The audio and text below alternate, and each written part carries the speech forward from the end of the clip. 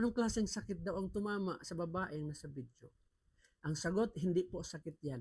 Yan po ay dikir o pag-alaala o pagpupuri sa Allah.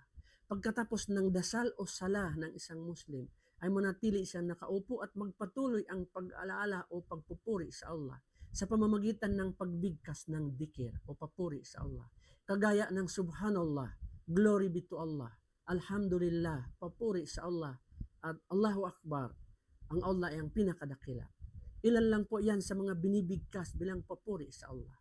May mga bilang po, kaya kadalasan binibilang nila gamit ang tasbih o prayer beads. Ngunit mas mainam kung ang gamitin natin ay ang sarili nating kamay. Isang napakadali at magaang gawin kahit saan tayo naroroon. Kagaya na lang ng babaeng nasa video, sa tingin ko nasa eroplano siya. Ngunit nagagawa niya ang pagdidikir kahit siya ay nasa biyahe. Patuloy na ang pagpapala at biyaya ng Allah sa kanya at sa kanyang pamilya.